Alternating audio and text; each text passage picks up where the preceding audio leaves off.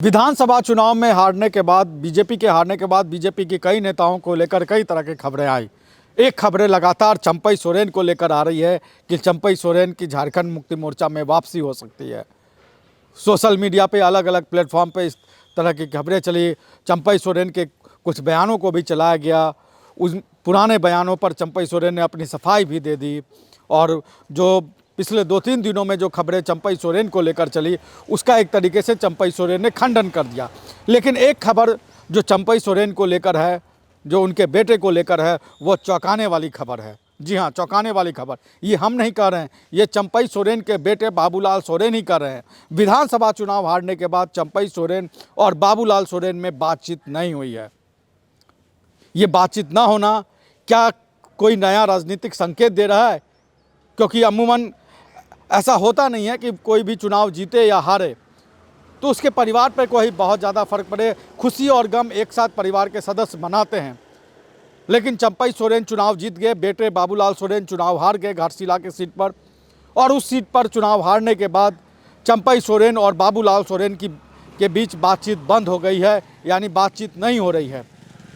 इस बात का खुलासा चंपई सोरेन के बेटे बाबूलाल सोरेन ने रांची में बीजेपी दफ्तर में जो 2 दिनों तक मंथन हुआ चुनाव में हार जीत को लेकर, खासतौर पे जो विधानसभा चुनाव में बीजेपी की हार हुई है उसको लेकर जो मंथन हुआ, जो चिंतन हुआ, जो कारणों को तलाशा गया, हार के कारणों को, उसके बाद चंपई सोरेन के बेटे बाबूलाल सोरेन ने जो मीडिया में बातें कहीं उस बातें में एक बात साफ हो गया कि चंपई सोरेन और बाबूलाल सोरेन में विधानसभा चुनाव के दौरान बातचीत नहीं हुई है। तो पहले आप बाबूलाल सोरेन के उस बयान को सुनिए। पिताजी से क्या बातचीत हुई? चंपई दा क्या बातचीत? नहीं, अभी तक तो नहीं हुआ। चुनाव के बाद मुलाकात नहीं हुआ है। मुलाकात ठीक हुआ ही है, नहीं। जोहर। तो आपने सुना कि इस तरह बाबूलाल सोरेन कह रहे हैं कि विधानसभा चुनाव के बाद उनके और उनके पिता में बातचीत नहीं हो रही है। चंपई सोरेन झारखंड मुक्ति मोर्चा छोड़ते हैं, वो बीजेपी में जाते हैं। इसके पीछे जो पर्दे के पीछे जो कहानी बताई गई, वो पर्दे के पीछे ये कहानी बताई गई कि चंपई सोरेन अपने बेटे बाबूलाल सोरेन के दबाव में उन्होंने झारखंड मुक्ति मोर्चा को छोड़ा, उन्होंने बीजेपी की सदस्यता ली। बीजेपी आने का उनका दाव फेल हो गया। वो चंपई सोरेन खुद तो चुनाव जीत गए, लेकिन उनके बेटे चुनाव घाटशिला से नहीं जीत सके। बाबूलाल सोरेन की हार हो गई। बीजेपी भी कोई करिश्मा नहीं कर पाई। अब बीजेपी में चंपई सोरेन का क्या भविष्य होगा, या चंपई सोरेन को लेकर बीजेपी क्या सोच रही है, बाबूलाल सोरेन क्या सोच रहे हैं, ये सबसे बड़ा सवाल है। अब निगाहें बीजेपी की ओर से नेता प्रतिपक्ष और प्रदेश अध्यक्ष के पद, 2 बड़े पदों को लेकर निगाहें टिकी हुई हैं कि उन दोनों पर बीजेपी क्या फैसला लेती है।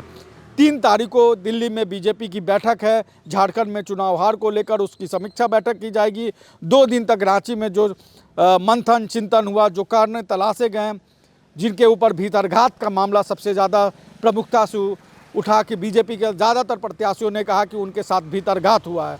तो ये जो भीतरघात का मामला हुआ, इसका फैसला अब 3 तारीख को दिल्ली में होना है।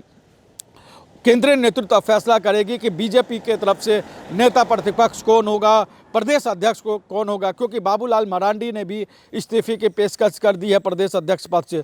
और माना यह जाता है कि बाबूलाल मरांडी की पहली इच्छा है कि वो नेता प्रतिपक्ष बने। चंपई सोरेन झारखंड मुक्ति मोर्चा छोड़ के बीजेपी में आए तो उनको हासिल क्या हुआ, ये सबसे बड़ा सवाल है कि चंपई सोरेन को आखिरकार हासिल क्या हुआ। बीजेपी में आने से उनको क्या ऐसा हासिल हो गया जो झारखंड मुक्ति मोर्चा में रहने के दौरान उन्हें हासिल नहीं हुआ था। हाँ, एक चीज़ हासिल हुआ कि उनके बेटे को विधानसभा में टिकट मिला, लेकिन वो चुनाव हार गए। चंपई सोरेन को व्यक्तिगत तौर पे कुछ ऐसा हासिल नहीं हुआ, क्योंकि जब वो मुख्यमंत्री पद से हटे उसके बावजूद भी हेमंत सोरेन ने उनको नंबर 2 का ओहदा दिया, उनको अपने कैबिनेट में शामिल किया। लेकिन चंपई सोरेन आखिरकार बेटे के दबाव में आके उन्होंने झारखंड मुक्ति मोर्चा छोड़ा और बीजेपी में आ गए। लेकिन बीजेपी के आने के बाद चंपई सोरेन के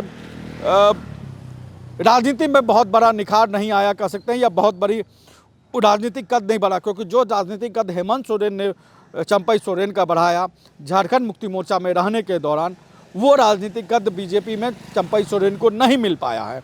अब चंपई सोरेन की नज़र भी नेता प्रतिपक्ष के पद पर है। चंपई सोरेन चाहते हैं कि कम से कम उनको नेता प्रतिपक्ष बनाया जाए। चंपई सोरेन के साथ हेमंता बिस्वा कि जो डील हुई थी, राजनीति में जिस शब्द को डील कहते हैं, उस डील के तहत ये था कि अगर बीजेपी की सरकार आएगी तो चंपई सोरेन मुख्यमंत्री बन सकते हैं या उनको मुख्यमंत्री बनाया जाएगा। लेकिन ना बीजेपी की सरकार आई, ना चंपई सोरेन उसका प्रभाव उस तरीके से कोल्हान के इलाके में दिखा। वो सिर्फ अपनी ही सीट जीतने में कामयाब रहे। जो जमशेदपुर पूर्वी और पश्चिमी सीट जो एनडीए जीती, उसमें चंपई सोरेन की कोई उस तरीके की भूमिका नहीं थी। संथाल में भी चंपई सोरेन कोई करिश्मा नहीं कर पाए। जिस संथाल में पिछली बार 4 सीटें बीजेपी जीत के आई थी, इस बार सिर्फ 1 सीटें जीत के आई है। तो बीजेपी के लिए चंपई सोरेन उतने उस तरीके से कारगर नहीं हुए हैं। लेकिन उसके बावजूद भी क्या चंपई सोरेन को नेता प्रतिपक्ष का पद दिया जाएगा? और माना यह जा रहा है कि अब चंपई सोरेन और बाबूलाल मरांडी दोनों की निगाहें नेता प्रतिपक्ष के पद को लेकर है। चूँकि अमर बावरी चुनाव हार चुके हैं, तो अब नेता प्रतिपक्ष का पद है। उस पद पर बीजेपी क्या फैसला करती है, उसके बाद आगे की रणनीति तय होगी। खासतौर चंपई सोरेन आगे की रणनीति तय करेंगे। हालांकि उन्होंने सोशल मीडिया पर जो इस तरह की खबरें चले कि उनकी झारखंड मुक्ति मोर्चा में वापसी हो सकती है, उन सब खबरों को उन्होंने खारिज कर दिया है। लेकिन अंदर खाने की बात यह है कि पिता पुत्र में बातचीत बंद है, क्योंकि बीजेपी चंपई सोरेन के बीजेपी में जाने के पीछे बाबूलाल सोरेन का ही सबसे ज़्यादा दबाव माना जाता है। और उसके बाद कहा जा रहा है कि चंपई सोरेन को कम अंदर ही अंदर इस बात की ग्लानि हो रही है कि उन्होंने बीजेपी छोड़ने का माफ़ करिएगा, झारखंड मुक्ति मोर्चा छोड़ने का फैसला क्यों किया। बेटे के मुंह में वो बीजेपी तो आ गए, लेकिन कोई उस तरीके का करिश्मा ना बीजेपी कर पाए, ना उनका कोई इस तरीके का प्रभाव बढ़ सका, खासतौर पे झारखंड की राजनीति में। तो अब नज़रें हैं, और पर्दे के पीछे जो हो रहा है वो भी हम बता रहे हैं कि पर्दे के पीछे ये चल रही है कि अब निगाहें बाबूलाल मरांडी और चंपई सोरेन दोनों की नेता प्रतिपक्ष पे होगी। बीजेपी क्या डिसाइड करती है, उससे आगे की राह चंपई सोरेन आगे का फैसला कर सकते हैं। तो झारखंड के तमाम राजनीतिक खबरों के साथ हम आपके पास यूँ ही आते रहेंगे। आप हमारे चैनल को लाइक करिए, सब्सक्राइब करिए, कमेंट करके ये बताइए कि क्या आपको लग रहा है कि आने वाले समय में चंपई सोरेन की एक बार फिर से झारखंड मुक्ति मोर्चा में वापसी हो सकती है। नमस्कार, जोहार।